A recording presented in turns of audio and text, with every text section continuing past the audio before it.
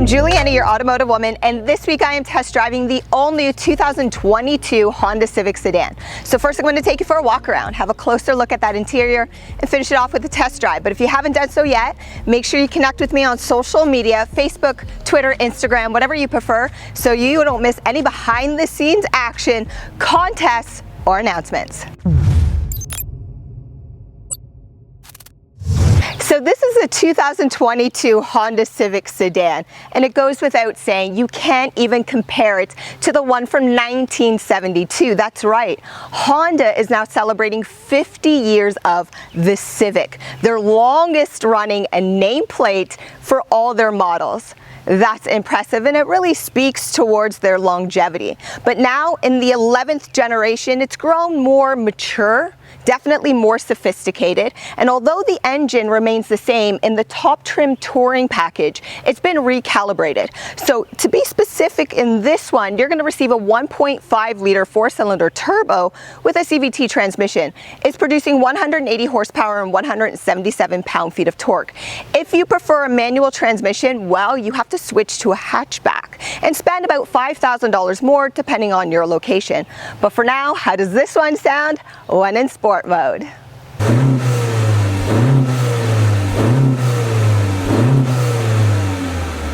Although I have the top trim touring package, Honda does an outstanding job providing a lot of their technology as standard.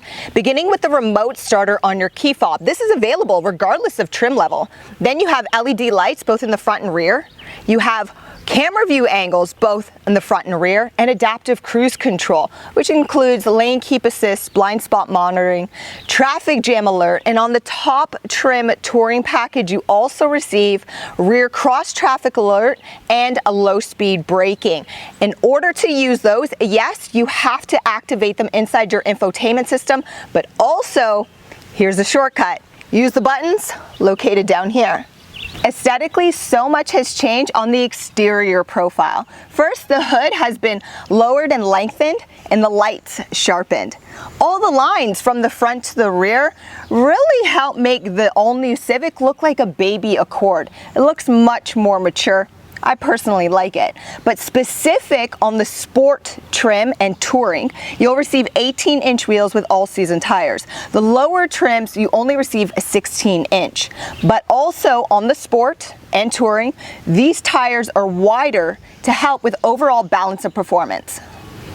One of the competitors to the Civic is the Nissan Sentra, which I reviewed. And just like that model, Honda provides you a few different ways to open up the trunk of your Civic. You have the traditional way of just the button underneath the emblem. You have a button beside the driver's leg on the door panel, and then of course you have your key fob. Now in overall trunk capacity, the Civic is actually leading the small compact car, even though for 2022, the trunk space has decreased.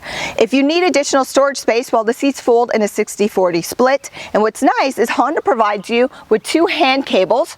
Back here, you can just pull them and your seats release. There's no additional connectivity, but underneath here, you also receive a temporary spare tire. Back seat space inside the Civic Sedan is so impressive. I really feel like the seats have been lowered, giving you more headspace. And I'm short, I'm only 5'3", so I fit comfortably, but this seat is set up for someone who's 5'10", and I have almost an extra foot of space. And then you can fit 3 back here, but 2 are gonna be more comfortable because these exterior seats are heated, and to activate that, you have to push the button on top of here. For storage, it's only available behind the front seat passenger on the side, but it's small and narrow, good for snacks or small bottles of water. And when nobody's sitting in the middle, you can take advantage of the 2 traditional cup or bottle holders on top of here. Now there's no air vents, but Honda provides you with some decent connectivity. You have 2 USB ports. Another added benefit to purchasing the Touring is all the extra luxury and technology that you receive. But regardless of trim, everybody receives a small sunroof, which is manually to open, and then it's power operated.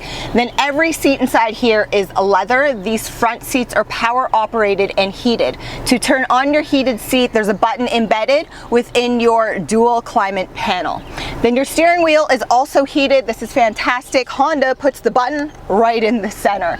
The rest of the wheel is really simplistic, and I don't mind that because the plastic components are more of a matte black finish, so eliminates a lot of your fingerprints. Then on your left hand side, you have your voice commands and your radio features. With the Touring, you also have the upgraded Bose sound system and a Sirius XM. On the right hand side, this is your adaptive cruise settings. And to operate this, you have to make sure that it's actually activated within your infotainment system. But a button, like I said earlier, that complements it and gives you a shortcut is on this side. Now what's fantastic is your digital driver cluster is fully digital. In the Touring, it's just over 10 inches, and all of the information it projects is really clear, so you don't need a heads-up display.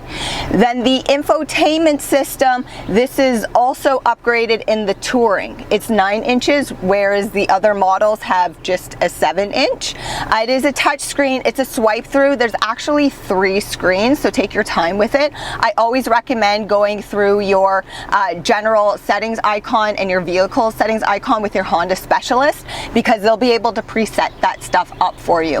And then again, it's the Touring model, so I have navigation, Android Auto, Apple CarPlay. Android Auto and Apple CarPlay are actually standard, again, across all trims. But I have Wi-Fi tethering and wireless charging down here. Connectivity, much better up here too. You have USB, USB-C, and a 12-volt. Storage is improved as well. And here you have a little pocket too. That's fantastic. Then finally, your driving modes. Honda keeps it simple. You have 3: Eco, Normal, and Sport. With paddle shifters, you can change all of that on the fly by using this bar down here, and you can see what setting you're in because it changes up here on your digital driver cluster. Now let's hit the road so I can provide you with my final impressions from this past week.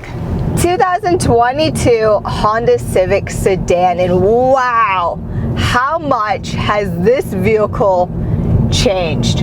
It's so much more mature. Gone are the sporty lines. Don't worry about it.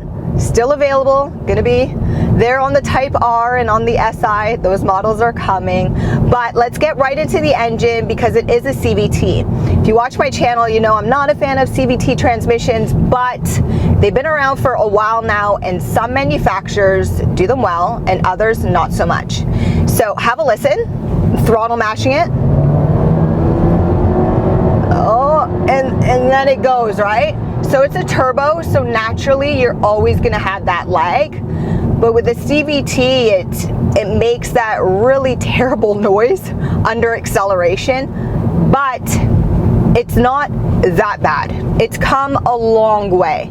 And I mean, at the end of the day, CVTs are cheaper to maintain and supposed to provide you with better fuel economy. So if I had to purchase a CVT right now, I'm going Subaru first and then this Honda. It's really not that bad. And then when you use sport mode and the paddle shifters, it improves a little bit as well. So it's not terrible. Overall, the driving experience has been so nice because what Honda's done is made you feel like you're a part of the road, and they do that with the much heavier steering. So you need very little input, very little input, and it moves. I love that. And if you use sport mode, it makes that even more aggressive. It's fantastic. If this would be your first vehicle that you're purchasing, I mean, it's easy to drive and it'd be a great pick. My overall impressions of it is the exterior looks fantastic, but the interior is much better. It's much better than any of the competitors that I've been in, but I say that with this Touring model, because remember, I have everything more premium in here. If I could have everything in here but do without the navigation, I'd be happy, because the only thing I really want is that wireless charging.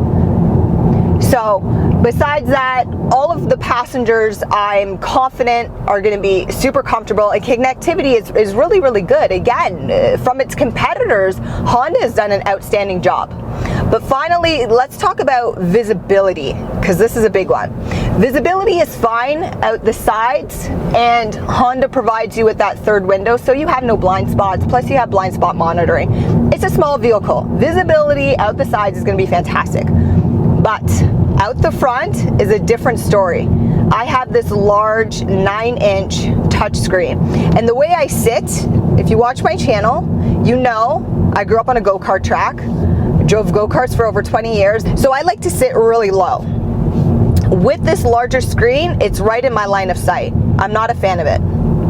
But if I sat like a normal person, probably like you guys watching, I'd be up here, and this would be fine. And sitting up here, it is really nice with the lower hood line, because you do have great visibility that way. But if you're like me and you like to sit low, this might be a problem for you. You just have to get used to it. But what I like to do in all of my videos is recommend a test drive, because test drives are complimentary. So please look down in the description. I give you so much information down there. But for now, I'm Juliana, your automotive woman. Make sure you subscribe and hit that notification bell so you don't miss How To Tuesday or Feature Car Friday. Thanks for watching, guys.